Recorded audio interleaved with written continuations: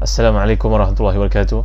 Innal hamdalillah nahmaduhu wa nasta'inuhu wa nastahdihi wa nastaghfiruh wa natubu ilayhi wa natawakkalu alayhi wa na'udzu billahi min shururi anfusina wa sayyiati a'malina may yahdihillahu fala mudilla lahu wa may yudlil fala hadiya lahu.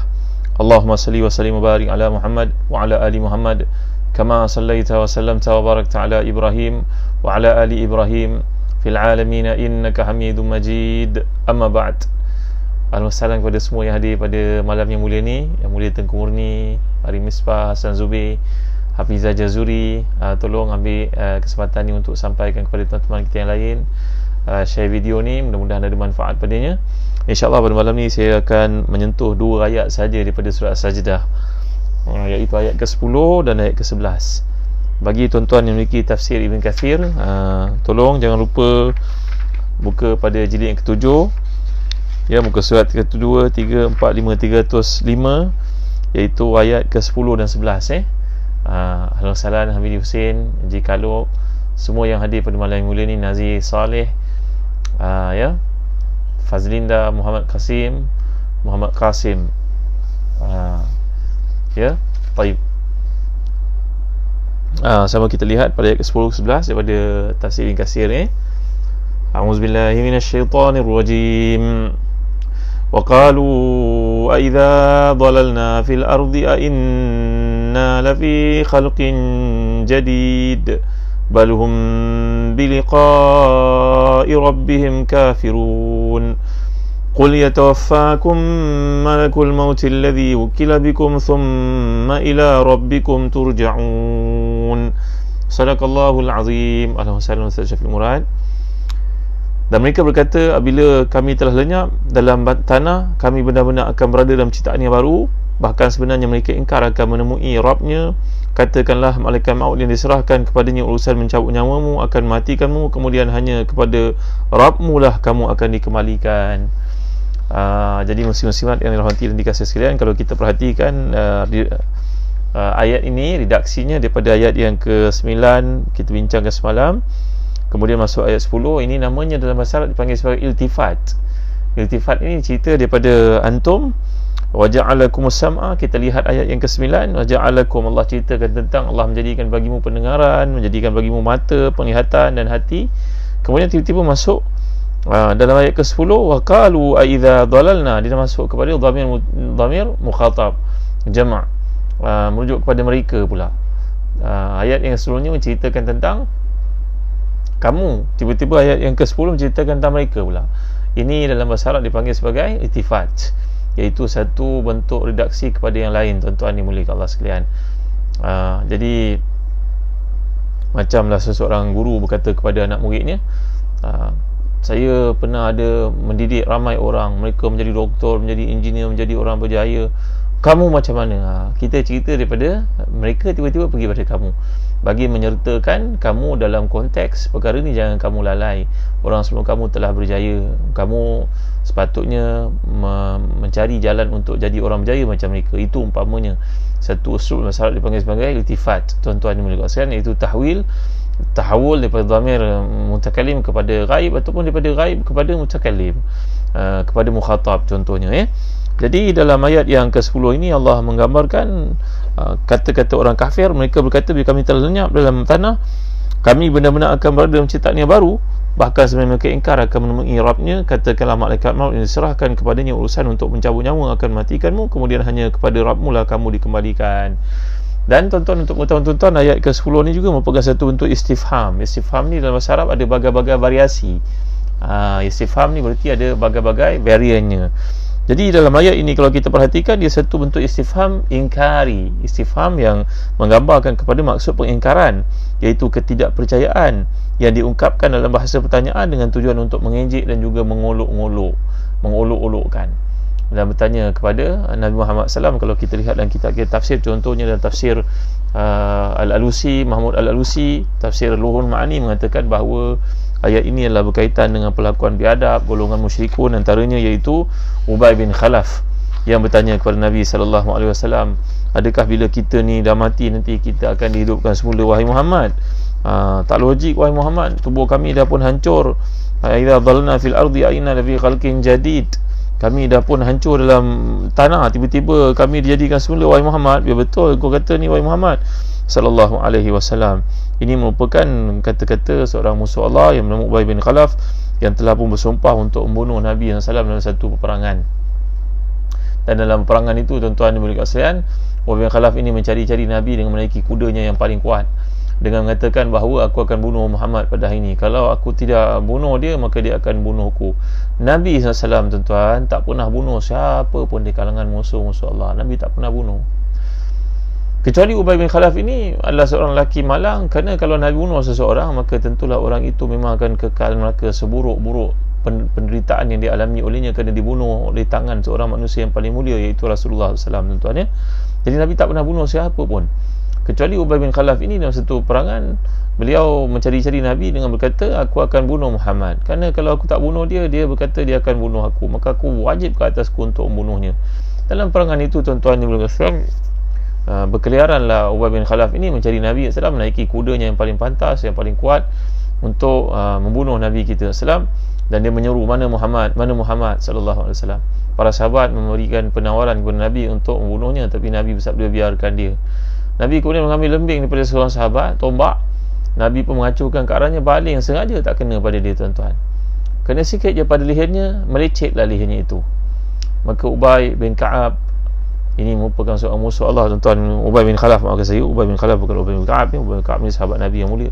Ubay bin Khalaf akhirnya pulang ke kemah, kawan-kawannya mengatakan Muhammad telah membunuh aku. Mereka berkata memujuknya, wahai Ubay bin Khalaf, itu hanya sedikit saja kena pada lehermu, nanti balik ke Mekah pulihlah. Ya, luka sikit saja. Tapi kata Ubay, demi Allah yang jiwa aku berada di tangannya, kata Muhammad itu benar, andai dia meludah aku pun sentuh aku mati. Akhirnya Ubay bin Khalaf ini, tuan-tuan, mati dalam keadaan bila sampai ataupun dalam perjalanan pulang ke Mekah, mati dalam keadaan luka itu berlaku pada lehernya. Bukan dibunuh direct oleh Nabi SAW, mungkin dia ada penyakit lain. Tapi nak menggambarkan kat sini bagaimana Ubay bin Khalaf ini seorang lelaki yang paling menderita, yang sangat besar pendustaannya dan juga penentangan terhadap Nabi SAW, sampai dia bertemu dengan Nabi ketika berada di Mekah dan berkata kepada Nabi SAW, "Idza dhalalna fil ard." Adakah kalau kita dah hancur, wahai Muhammad?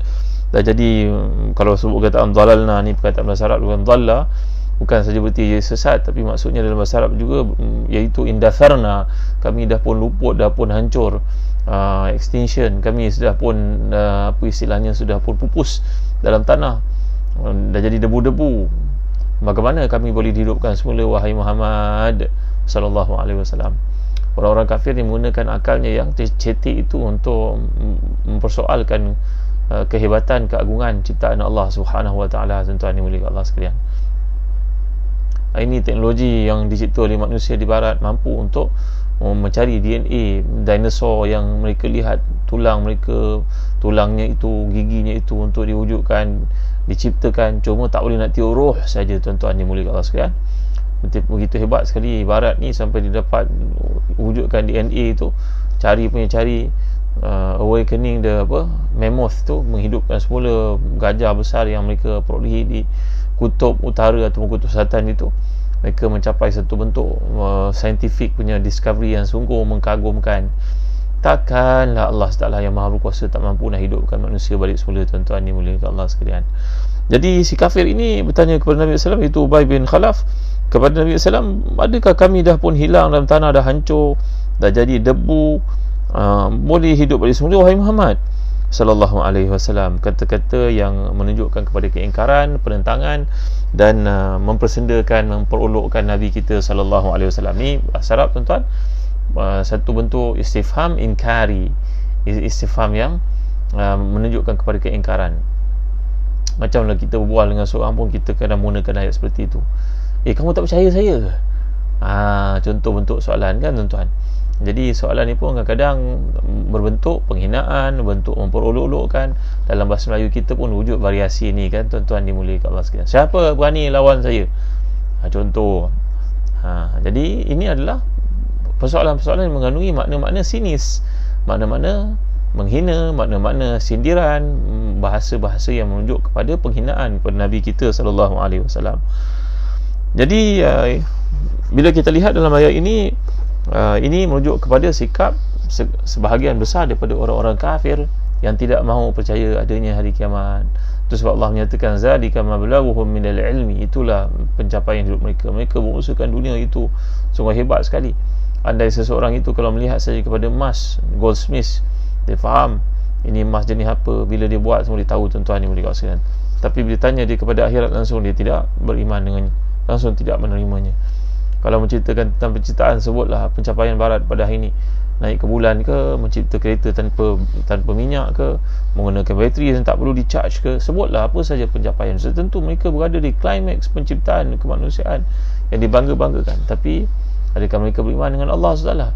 Mereka ni ibarat binatang, tuan-tuan dimuliakan. Balhum adall, mereka bahkan lebih sesat lagi. Ulaika humul ghafilun, itulah orang yang tidak menggunakan akal fikirannya untuk berfikir tentang kebenaran, kebaikan, kasih sayang, rahmat Allah curahkan kepada mereka. Baik, ya, kita lihat Allah berfirman di sini mengkhabarkan tentang orang musyrik yang menganggap mustahil terjadi hari kebangkitan, kerana mereka berkata, aidza dhalalna fil ard, apakah kami telah lenyap dalam tanah, iaitu tubuh kami hancur dan hilang di bahagian-bahagian bumi. Inna lafi khalqin jadid, apakah benar kami akan diciptakan dengan ciptaan yang baru? Apakah kami benar-benar akan kembali semula seperti keadaan yang asal? Mereka menganggap mustahil perkara itu. Perkara ini memang mustahil jika dihubungkan dengan kemampuan mereka yang lemah. Seperti yang saya gambarkan tadi, jumpa fosil binatang-binatang purba, maka mereka cuba untuk mencari DNA-nya dan menghidupkannya balik semula. Mereka takkan mampu, tuan-tuan dimulakan sekalian. Jadi kerana roh yang akan kita lihat selepas ni berkenaan dengan kematian yang disentuh oleh Allah SWT. Jadi memang itu perkara mustahil jika dihubungkan dengan kemampuan kita yang terbatas, tapi tidak mustahil jika dikaitkan dengan kuasaan Allah SWT yang menciptakan mereka sejak awal dan menciptakan mereka di satu yang tiada. Jadi Allah yang jika mengkehendaki satu perkara, maka dia akan mengatakan innama amruhu idza arada syai'an yaqulu lahu kun fayakun. Kalau dia hendak, dia akan berkata kun, maka jadilah.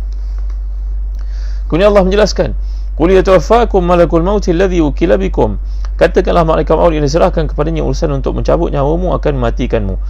Maka yang zahir daripada ayat ini adalah malaikat maut adalah malaikat tertentu sebenarnya yang segera dapat difahami daripada hadis Bara yang telah disebutkan surat Ibrahim, difahami daripada athar. Malaikat ini namanya Israel, dan ini nama yang cukup masyhur. Itulah yang dikatakan oleh Qatada, dan bukan hanya seorang ulama. Malaikat ini memiliki beberapa malaikat pembantu. Demikian yang terdapat dalam beberapa hadis bahawa pembantu-pembantunya itu mencabut roh daripada seluruh jasad hingga sampai kepada kerongkong. Roh-roh itu akan diraih oleh malaikat maut. Jadi tuan-tuan yang melihat ini adalah cerita tentang kematian. Jadi yang mematikan adalah Allah SWT, tapi Allah telah menghantar malaikat Israel untuk menjalankan tugasnya. Itu sebab dalam satu peristiwa yang dirakamkan dalam hadis-hadis yang menunjukkan bahawa Nabi SAW ketika menziarahi seorang sahabat Ansar yang sakit, maka Nabi SAW pun telah berkata kepada malaikat maut yang hadir melihat sahabat itu akan mati, dan Nabi tahu dia akan wafat. Nabi tahu bahawa sahabat itu akan mati, dan ketetapan Allah, kerana hadirnya malaikat, Nabi dapat melihatnya dan dia dapat mengetahuinya. Malaikat maut hadir, maka Nabi telah berkata kepada malaikat maut, ya malaikat maut, ya malaikat maut, irfaq, wahai malaikat maut, lemah lembutlah, ultuf, berlemah lembutlah engkau dengan kawanku ini, fa innahu mu'min, maka dia merupakan seorang beriman. Wahai malaikat maut, sabarlah, buatlah, tariklah nyawa dia dengan baik, wahai malaikat maut. Hadis ini merupakan hadis dari Abu Shaykh dalam Azama, Tabarani dalam Mu'jam al-Kabir, dalam hadis riwayat Abu Bakar Syibani. Ya, begitu juga tuan-tuan, ini merupakan banyak perawi hadis yang menceritakannya.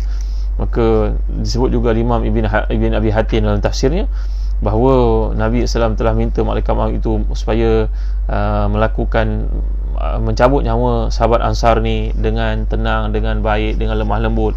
Sallallahu alaihi wasallam. Kesian Nabi melihat sahabat ini.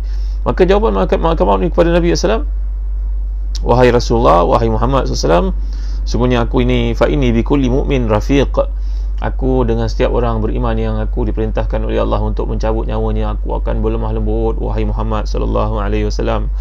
Dan ketahuilah wahai Muhammad, aku ini wa mali min dhanbin wa inni li la'uda wa 'audatul hadhar wa ma khalaqallahu ta'ala min ahli baitin wala madar wala sya'ar wala wabar fi wabar wala bahar illa wa ana atasaffahuhum fihi kulla yawmin wa laylatin 5 maratin.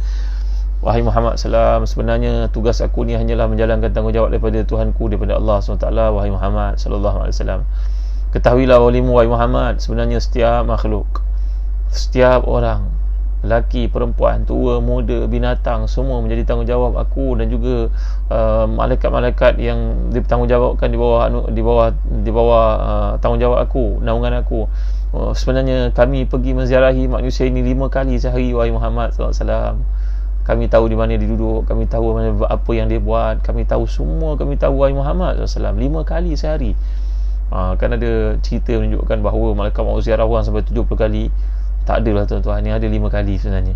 Dalam hadis riwayat Abu Shaykh di sini, dalam tafsir Ruhul Ma'ani yang saya tunjukkan kepada tuan-tuan, mengatakan bahawa malaikat maut datang menziarahi setiap kita 5 kali sehari. Ya, dan kalau seseorang itu melakukan kemaksiatan, malaikat yang melihat akan berdoa kepada Allah, ya Allah, janganlah matikan lagi fulan bin fulan, sungguhnya dia masih lalai wahai Tuhan. Ya Allah, tuan-tuan rasa macam nak kembali ke Ramadan lah tuan-tuan. Ramadan banyak peluang kita untuk melakukan ketaatan, tapi bulan-bulan lain ni dengan kita makan, kita seronok, kita lupa kadang nak beribadah lambat, sembahyang kadang bersama keluarga kita tak sengaja melihat perkara-perkara maksiat dalam filem dan sebagainya. Apa nak buat tuan, inilah kehidupan kita. Allahu Akbar. Orang yang selamat adalah orang yang Allah pilih untuk tidak melalui maksiat-maksiat ini tuan-tuan, ini mulia Allah sekalian. Jadi dalam hadis ini seperti disebut oleh para ulama bahawa malaikat-malaikat melihat setiap kita 5 kali sehari. Subhanallah, masya-Allah, tabaraka wa taala. Jadi seorang pun malaikat melihatnya 5 kali sehari. Subhanallah, masya-Allah, tabaraka wa taala. Dan kami tidak akan mencabut nyawanya wahai Muhammad sehinggalah Allah SWT menyuruhnya. Dan setiap kali kami melihatnya melakukan maksiat, kami mohon pada Allah, ya Allah, janganlah matikan fulan bin fulan lagi, kerana dia belum bersedia wahai Tuhan. Kami hanya melakukan perintah yang disuruh oleh Allah SWT tuan-tuan. Subhanallah, masya-Allah, tabaraka wa taala. Dan hadis ini juga dalam takhrij yang lebih kurang sama, kata Imam Muhammad Al-Rusi, akhrajahu Tabarani wa Abu Nu'aim wa Ibn Mandah wa nisbatuhu ilaihi azza wa jalla fi qawlihi Allah yatawaffal anfus. Dan inilah yang telah kita pelajari dalam surah Az-Zumar yang lalu, Allah lah yang matikan manusia sebenarnya. Dan setengah riwayat mengatakan bahawa ada manusia yang dimatikan oleh Allah sendiri, bukan oleh malaikat maut. Ada yang terpilih untuk dimatikan oleh Allah, iaitu golongan syuhada. Terutamanya syuhada yang dikatakan di sini, iaitulah orang yang mati syahid, Allah SWT yang akan mengambil nyawanya. Dan juga setengah riwayat lain mengatakan mereka yang karam di lautan. Maka orang yang karam di lautan dan orang yang mati syahid, mereka adalah dipilih oleh Allah SWT, dan Allah sendiri akan mencabut nyawanya, bukan para malaikat yang diutuskan itu. Ini hadis adalah riwayat At-Tabarani dalam Mu'jam Al-Kabir. Ya, tuan-tuan yang boleh kasihan. Jadi inilah dia yang merujuk kepada kerja malaikat untuk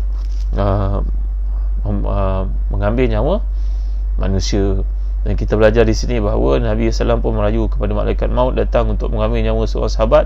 Malaikat itu mengatakan, kami dengan orang beriman wahai Muhammad, kami lemah lembut, kami jalankan tugas ni kerana Allah suruh wahai Muhammad SAW.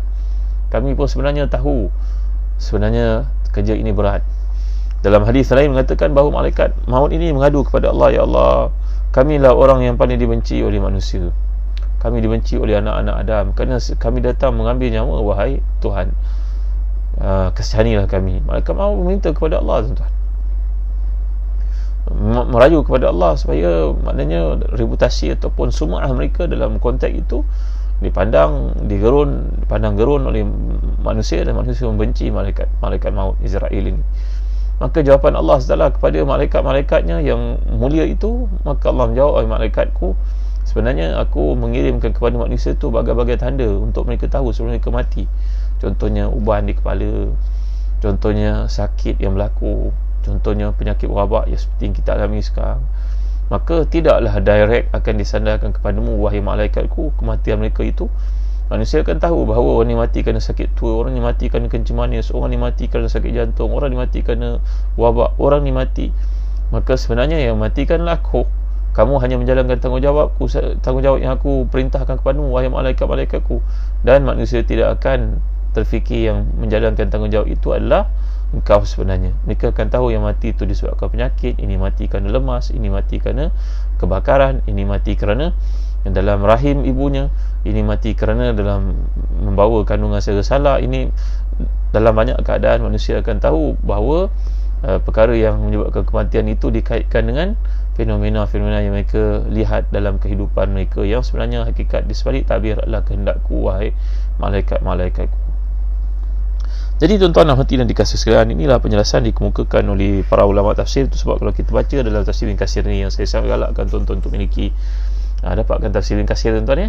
Yang biru ni nanti kami akan hadiah tuan-tuan sebuah kitab yang sangat penting untuk kita lalui zaman moden ini, namanya Fiqh Mizan, karangan seorang ulama kontemporari yang masyhur, Syekh Ali Karadagi, seorang ulama dari Iraq. Yang menulis buku ni sepanjang hidupnya, lebih 50 tahun dia mengkaji untuk menulis kitab ni tuan-tuan. Fiqh Mizan namanya. Bacalah kitab ni, dan kalau kita tak faham, nanti kita akan ada daurah online disampaikan oleh Syekhuna Ustaz Fawaz Fadil, supaya kita faham Fiqh Mizan dalam konteks kehidupan kita sebagai ketua, sebagai ibu bapa, sebagai anak, sebagai pemimpin masyarakat, sebagai pemimpin politik, bahawa Fiqh Mizan ni sangat penting untuk kita fahami dalam kehidupan kita tuan-tuan ya.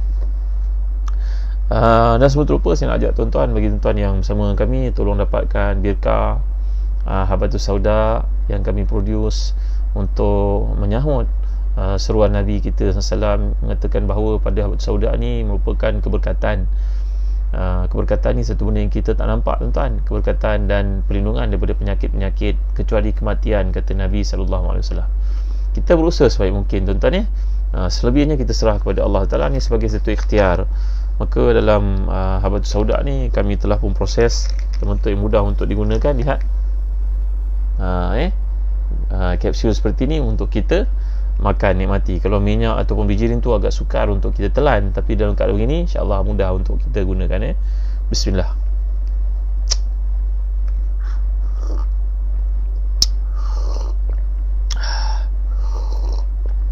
Alhamdulillah. Jadi tuan-tuan boleh kasihan dapatkan Habatus Sauda Birkah, brand berasaskan Habatus Sauda ni, Birkah. Mudah-mudahan dalam suasana Covid pada hari ini, wabak yang berlaku, kita dapat mengurangkan risiko kena penyakit ni tuan-tuan, kerana meyakini sabda Nabi SAW, padanya rawatan dan keberkatan. Para sahabat yang berpenyakit pun digalakkan menggunakan Habatus Sauda. Kami menggunakan dalam keadaan ni supaya memproses keadaan ni supaya mudah untuk digunakan. Bandingkan bijirin atau minyak, mungkin tak semua dapat gunakan, tersekat, ditekak dan sebagainya. Tapi dalam bentuk kapsul ni, bagi ibu yang mengandung, bagi ibu yang menyusukan anak, orang yang selalu asma, orang selalu sesama, orang yang susah nak tidur malam, alhamdulillah ada banyak bukti yang menunjukkan yang dapat dirawat dengan izin Allah SWT. Cara penggunaan pagi-pagi lepas sahur ke, ataupun ketika sarapan ke, ambillah 2 biji. Nanti waktu makan malam, petang ke, sebelum maghrib ke, makan lagi 2 biji. Mudah-mudahan tuan-tuan sebagai satu ikhtiar untuk strengthen nanti body kita, strengthen badan kita daripada penyakit-penyakit yang daripada ini. Baik, kita balik kepada surah As-Sajdah yang sedang dibincangkan, iaitu qul yatawaffakum malakul maut alladhi wukila bikum. Allah firman, katakanlah malaikat maut yang diserahkan untuk mencabut nyawamu akan mematikanmu. Makna yang zahir daripada ayat ini, malaikat maut adalah malaikat tertentu sebagaimana yang dapat difahami daripada hadis Bara' yang telah disebutkan dalam surah Ibrahim. Dalam sebahagian asar, malaikat dinamakan sebagai Izrail, dan ini yang cukup masyhur. Itulah yang dikatakan oleh Qatada, dan bukan hanya seorang ulama. Malaikat ini memiliki beberapa malaikat pembantu. Saya ingat ketika kami belajar kitab Jawharatul Tauhid oleh Syekhuna almarhum Al-Allama Dr. Nuh Ali Salam Al-Qudha, bekas mufti Jordan, kira-kira 20 tahun 30 tahun lalu. Beliau berkata bahawa kita nak faham tugas malaikat ni, umpama bagi mudah faham kalau anak-anak kita tanya macam mana ramai orang mati satu masa dan malaikat maut ni seorang saja. Sebenarnya malaikat maut ni ada ramai tuan-tuan yang boleh kasihan. Nama ketuanya Israel. So umpama kalau kita lihat lampu jalan raya yang ada di Kuala Lumpur ni, di mana-mana jalan di Kuala Lumpur, di PJ ke, di Shah Alam ke, di mana-mana tempat dalam Malaysia, dalam dunia, lampu sederet dekat highway tu, tekan satu je semua menyala, tekan satu je semua padam. Maka nak bagi tamsilan mudah lah tuan-tuan, malaikat ni kerjanya daripada Allah SWT yang merintahkan kepadanya. Tanggungjawab mengambil nyawa ni berlaku dengan secara akalnya. Orang itu mati walaupun kita nampak tak ada sebab, mati ketika tidur, tapi sebenarnya ada sebab dia tuan-tuan. Salah satu sebabnya kerana rezekinya sudah habis. Bila rezeki sudah habis, maka dia tidak akan ada apa lagi untuk dia makan. Tapi kita kata mati ketika dia tak ada sakit, sebenarnya dia ada sakit tuan-tuan. Mungkin sakit jantung, mungkin kerja manis orang tidak tahu, mungkin ada sistem sarafnya rosak, mungkin dia mengalami stroke, kita pun tidak tahu sebenarnya. Awal accident itu doktor akan buat postmortem untuk lihat betul tak sebenarnya dia mati ni kena accident, ataupun mungkin dia sendiri yang hilang kawalan ketika sedang memandu kerana mungkin perkara-perkara lain yang tidak diketahui. Jadi sebenarnya ada sebab tuan-tuan yang mulia kasihan. Jadi Allah telah menjadikan sebab-sebab itu kerana permintaan daripada malaikatnya dan hikmah di sebaliknya, supaya kita nampak satu benda itu ada sebab musabab di sebalik apa yang berlaku. Ya, inilah yang kita bincangkan dalam ayat yang lalu berkaitan dengan Allah SWT menjelaskan dalam firman-Nya yang telah kita lihat sebelum ini, yudabbirul amra minas sama'i ilal ard. Allah telah menetapkan segala urusan itu daripada langit kepada bumi. Thumma ya'ruju ilaihi fi yawmin kana miqdaruhu alf sanati mimma ta'udun. Bahawa satu perkara itu, kata Imam Zamakhsyari yang tafsirnya Al-Kasyaf, bukan perkara mudah sebenarnya. Ada percaturan, ada satu pentadbiran yang kita sebut kata yudabbir, mana Allah mentadbirnya dari semua angle, tidak akan nampak sebarang cacat celah atau kekurangan dalam pentadbiran Allah Subhanahu Wa Taala. Dan saya telah kaitkan bagaimana seseorang manusia yang belajar ilmu pentadbiran, kita panggil dia pegawai tadbir diplomatik, kerana penguasaannya dari sudut kepimpinan ataupun penguasaannya dari sudut pentadbiran itu mengagumkan, apatah lagi Allah SWT. Maka semua benda itu telah pun ditackle dari berbagai-bagai sudut, maka yang kita nampak perfect. Maka kematian tu ada sebab di sebalik ianya berlaku, tuan-tuan dimuliakan Allah sekalian. Dan satu perkara yang telah saya jelaskan tadi, malaikat sendiri minta kepada Allah, malaikat yang ditugaskan ini iaitu malaikatul maut, ada ramai. Dalam pendapat dikemukakan oleh Ibn Kathir kat sini, malaikat-malaikat Israel dan di bawah tanggungjawabnya itu akan mencabut nyawa, kemudian datang peranan malaikat yang berikutnya, sama ada bawa orang yang mati itu ke dalam rahmat Allah ataupun dibawa ke dalam golongan ini yang merupakan golongan ahli maksiat. Na'udzubillahi min zalik, tuan-tuan. Inna kitabal abrar ila fi 'illiyin wa inna kitabal fujjar ila fi sijjin. Sungguhnya orang yang beriman itu, golongan abrar, mereka akan berada di tempat 'illiyin yang tinggi, manakala golongan fujar akan berada di sijjin. Na'udzubillah. Dan ini juga kita baca soal Waqi'ah, dipanggil sebagai ashabul qurunil awwalun, dipanggil sebagai ashabus shimal, ashabul yamin. Jadi semua ada kaitan dengan roh yang telah pun dimatikan oleh Allah SWT itu. Dan disebut oleh Imam Al-Ghazali dalam Ihya Ulumuddin, disebut juga oleh Imam Muhammad Al-Alusi yang tafsirnya, bahawa kematian itu melibatkan perpisahan di antara roh dengan jasad. Andai seseorang itu telah meninggal dunia, kata Dr. Latif Nabulisi, walaupun asalnya dia seorang pengurus, seorang CEO kepada satu syarikat yang dikagumi, yang punya tanggungjawab besar, yang dipandang orang, dihormati orang, diiringi orang ke mana saja perginya, tapi tiba waktu dia mati, tuan-tuan, walaupun jasadnya masih lagi hebat, masih kukuh kita nampak, tapi kalau tiada lagi roh dalamnya, maka jasad itu tidak akan dipandang orang. Andai seseorang anak menghormati ayahnya begitu sekali, tapi tiba waktu ayahnya mati, takkan ada seorang anak yang akan sanggup membiarkan ayahnya, jasad ayahnya yang terbujur kaku itu untuk kekal didudukkan di kursi khasnya dalam rumah. Takkan ada seorang anak pun yang sanggup melihat perkara itu, walaupun penghormatan kepada ayahnya hebat sekali.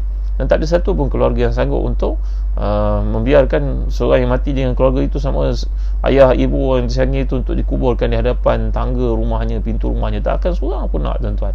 Kenapa? Kerana roh sudah pun tiada.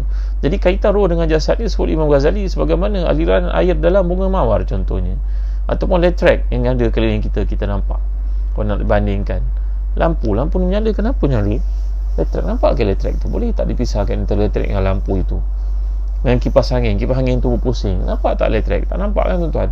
Maka itulah mudah untuk kita membuat satu, nak simplify kan kefahaman kaitan di antara roh dan juga jasad. Jadi tugas malaikat maut adalah mengambil roh. Jasad yang tinggal itu, yang mata dapat berfungsi melihat dengan bagai, tapi bila roh sudah dicabut, mata tu tak boleh nak berfungsi lagi, tuan-tuan. Berapa saat saja mata itu masih boleh digunakan kalau nak buat transplant.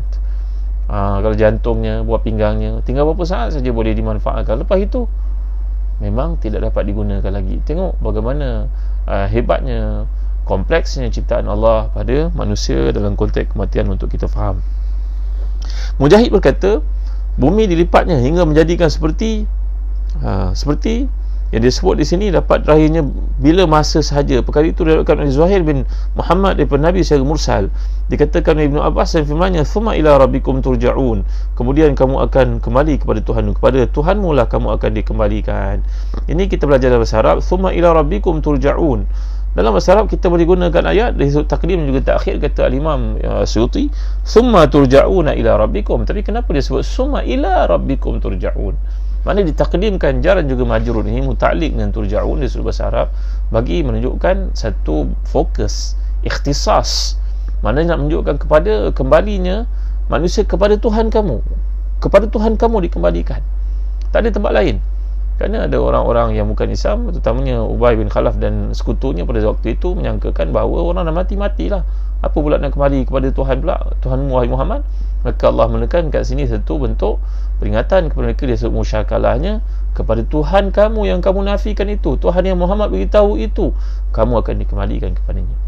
Jadi berbeza daripada ayat dikembalikan kepada Tuhan kamu, tapi kepada Tuhan kamulah kamu dikembalikan.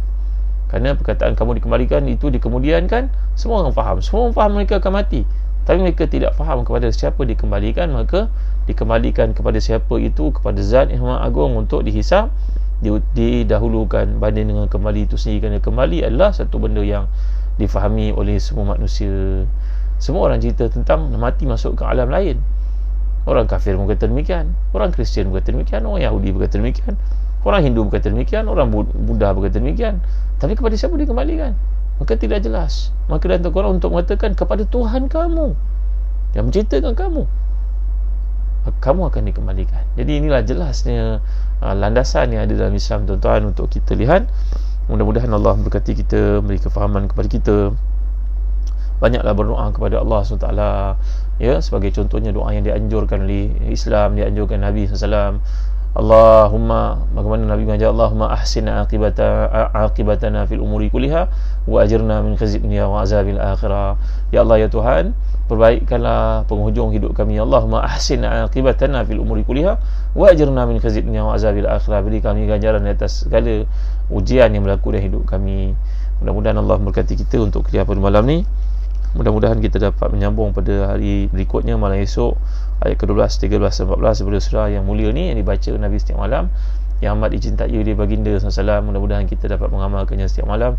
Ingat tuan-tuan, musim PKP yang ada ni bukan masa untuk diisi dengan perkara yang sia-sia, tapi diisi dengan perkara-perkara yang mentarbiyah jiwa kita, tazkiyah nufus kita, ya, kena pertingkatkan fiqh tadayun kita, kefahaman beragama kita balik semula.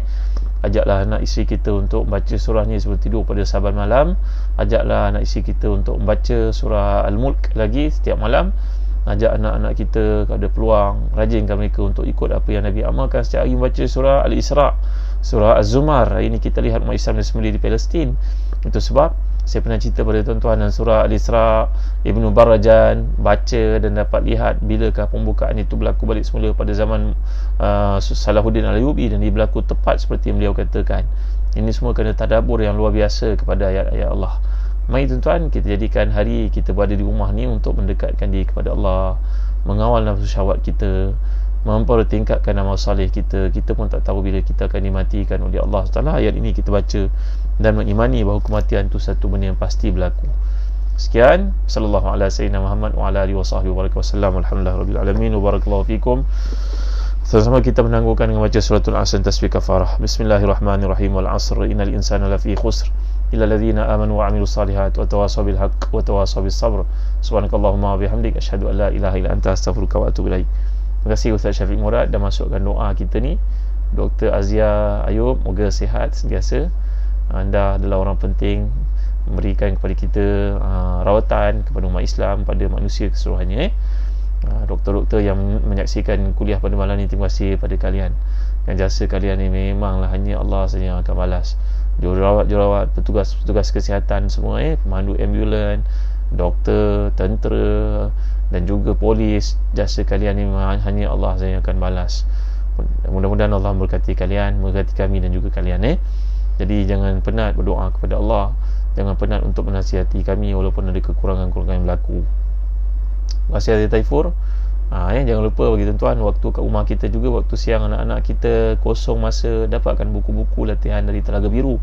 Kami di Telaga Biru giat menghasilkan buku-buku latihan untuk anak-anak daripada darjah 1 sampai darjah 6, tingkatan 1 sampai tingkatan 5. Andai kita tak isi masa anak-anak, takut mereka terlalai dengan benda sia-sia. Alangkah banyaknya keliling mereka pada hari ini, tuan-tuan ya. Jadi dapatkan buku-buku latihan ni, matematik, sains, geografi, sejarah, pendidikan Islam, bahasa Arab, semua ada daripada darjah 1 sampai darjah 6, tingkatan 1 sampai tingkatan 5. Tolong ziarah www.telagabiru.com.my dan order secara online. Mungkin kita ada masalah sikit berkaitan penghantaran kerana waktu sekarang, tapi insyaAllah kami akan hantar, tuan-tuan ya. Dan jangan lupa dapatkan tafsir Ibn Katsir ni. Tafsir Ibn Katsir kami hadiahkan untuk tuan-tuan. Setiap set yang tuan-tuan order, sebuah buku Fiqh Mizan karangan Syekh Ali Karadari, yang akan kita adakan kuliah online, daurah online nanti akan dimaklumkan. Terima kasih tuan atas kehadiran tuan-tuan. Dan jangan lupa dapatkan birkah Habatus Sauda dari Zahazan Travel. Sekarang kita sedang adakan promosi, membeli 4 ini dapat hadiah, dapat hadiah macam-macam, buku dan sebagainya, dapatkan birkah Habatus Sauda dari Zahazan Travel. Sekian tuan-tuan, terima kasih. Sama kita menamatkan kuliah pada malam ini dengan berdoa kepada Allah. Moga-moga di kalangan tuan-tuan merupakan wali Allah yang doanya lekas diangkat, diterima. Kita semua dapat syafaat itu insya-Allah. Alhamdulillah rabbil alamin, wassalatu wassalamu ala asyrafil anbiya'i wal mursalin sayyidina Muhammadin wa ala alihi wa sahbihi ajma'in. Allahumma ighfir lana dhunubana wa liwalidina warhamhum kama rabbana shighara wa li jami'i ashabil huquq alaina minal muslimina wal muslimat al mu'minina wal mu'minat bi rahmatika ya arhamar rahimin. Allahumma ati nufusana taqwaha wa zakkiha anta khairu man zakkaha anta waliyuha wa mawlaha bi rahmatika ya arhamar rahimin. Rabbana la tuzigh qulubana ba'da idh hadaytana wa hab lana min ladunka rahmatan innaka antal wahhab. ربنا هب لنا من أزواجنا وذرياتنا قرة أعين واجعلنا للمتقين إماما اللهم أحسن عاقبتنا في الأمور كلها وأجرنا من خزي الدنيا وعذاب الآخرة ربنا آتنا في الدنيا حسنة وفي الآخرة حسنة وقنا عذاب النار ربنا لا تزغ قلوبنا بعد إذ هديتنا وهب لنا من لدنك رحمة إنك أنت الوهاب وصلى الله على سيدنا محمد وعلى آله وصحبه وسلم الحمد لله رب العالمين تقبل الله منا منكم. Saya tinggalkan tuan bawah penjagaan kasih sayang rahmat Allah Ta'ala. Dan satu lagi perkara yang terlupa, anda tuan-tuan nak melakukan korban, hari raya korban tinggal beberapa waktu saja lagi. Tuan-tuan nak melakukan korban, boleh memilih untuk buat di Sudan ataupun di Mekah ataupun di negara-negara Afrika seperti Cameroon, seperti negara Yaman. Tuan-tuan boleh lakukan bersama dengan Zahazan Travel. Kami sudi untuk bekerjasama dengan tuan-tuan, lakukan di Sudan, di Yaman yang sedang berlaku perangan sekarang. Tuan-tuan, tolonglah orang Yaman, tuan-tuan. Mudah-mudahan dengan bagi makan, dengan melakukan korban ni, kita dapat memberi makan kepada ramai keluarga yang susah di sana. Dan begitu juga insya-Allah kita akan kendalikan seperti biasa di Madinah, di Mekah, di Syria insya-Allah. Sekian bagi tuan-tuan minat dapatkan maklumat lanjut daripada Zahazan Travel. Sekian, Assalamualaikum warahmatullahi wabarakatuh. Terima kasih Mas Najwa. Terima kasih kepada Rahim Adam. Terima kasih semua yang hadir pada malam ni. Adinda Azdan Abdul Rahman. Terima kasih semua. Saharum Kasturi. Terima kasih semua. Azina Muhammad Johari. Sekian dari saya, Ahmad Najri Arifin. Barakallahu fikum. Suzy Daniel. Terima kasih. Tolong panjangkan video ni pada teman-teman lain. Sufia Abdul Khair, Junaid Ismail. Terima kasih semua. Assalamualaikum warahmatullahi wabarakatuh.